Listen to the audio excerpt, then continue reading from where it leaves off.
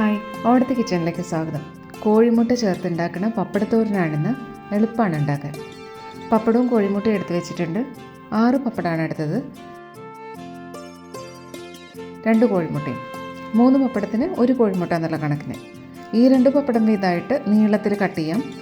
ഇത്ര നീളത്തിലാവുമ്പോൾ ഇളക്കി ചേർക്കുന്ന സമയത്ത് വല്ലാണ്ട് പൊടിഞ്ഞു പോവില്ല. കഷ്ണം നുറുക്കാനുള്ള നേരില്ലാത്ത സമയത്തൊക്കെ ഉണ്ടാക്കാൻ പറ്റിയ വേഗത്തിൽ ഉണ്ടാക്കാൻ പറ്റുന്ന സൈഡ് ഡിഷാണ്. ഇങ്ങനെ നീളത്തിലുള്ള സ്ട്രിപ്സ് ആക്കി വെച്ചിട്ടുണ്ട്. വെളിച്ചെണ്ണ നന്നായിട്ട് ചൂടായി പപ്പടം വറുക്കാം. ഇങ്ങനെ കഷ്ണാക്കി എടുക്കുമ്പോൾ കുറേ ഉണ്ടാവും വറുത്ത് കഴിയുമ്പോൾ.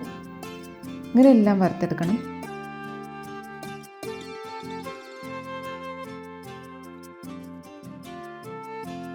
അധികമുള്ള എണ്ണ മാറ്റി വെച്ചിട്ടുണ്ട്. കടുക് വറുക്കാനുള്ള അത്ര എണ്ണ മതി. 1 ടീസ്പൂൺ കടുക്, 5 വെളുത്തുള്ളി നുറുക്കിയത്, മീഡിയം വലുപ്പത്തിലുള്ള 2 സബോള ചെറുതായിട്ട് നുറുക്കിയതാണ്.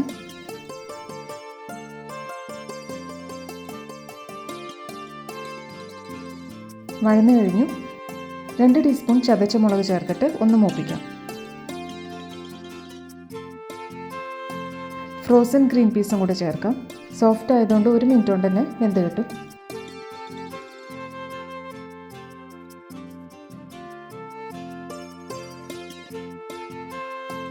ഇനി പാകത്തിന് ഉപ്പ്. പപ്പടത്തിൽ ഉപ്പുള്ളതുകൊണ്ട് സാധാരണ ചേർക്കണേക്കാളും ഇത്തിരി കുറവ് മതി. 1/4 ടീസ്പൂൺ മഞ്ഞൾപ്പൊടി,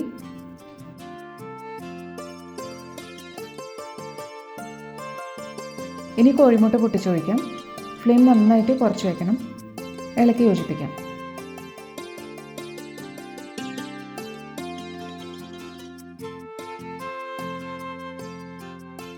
ഡ്രൈ ആയിട്ട് വരും. ഗ്രീൻ പീസിൽ ചേർന്ന് പൊതഞ്ഞ് കിട്ടും. ആയിട്ടുണ്ട്. ഇപ്പോൾ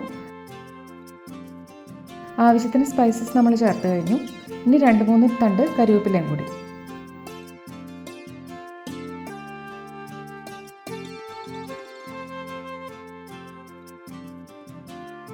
ഇങ്ങനെ ഉതിർന്നിട്ടാണ്, കാണാനും ഭംഗിയാണ്.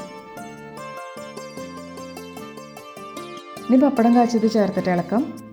എത്ര നീളത്തിൽ വേണ്ട, മിക്സ് ചെയ്ത് കഴിയുമ്പോൾ പാകം വലുപ്പത്തിലായിക്കോളും. കുരുമുളക് പപ്പടവും മസാല പപ്പടവും ഒക്കെ ചേർത്തിട്ടും ഇങ്ങനെ ചെയ്യാം. ഇപ്പോൾ കോഴിമുട്ടയിലും ഗ്രീൻ പീസിലും ഒക്കെ പപ്പടം നല്ലോണം യോജിച്ച് വന്നിട്ടുണ്ട്. ഇനി ഓഫ് ചെയ്ത് മാറ്റാം. ചോറിന് പറ്റിയ സൈഡ് ഡിഷാണ്. വെറുതെയും കഴിക്കാൻ നല്ലതാണ്. ഇഷ്ടമായ ഓടത്തെ കിച്ചൺ ലൈക്കും ഷെയറും ചെയ്യാം. Thank you.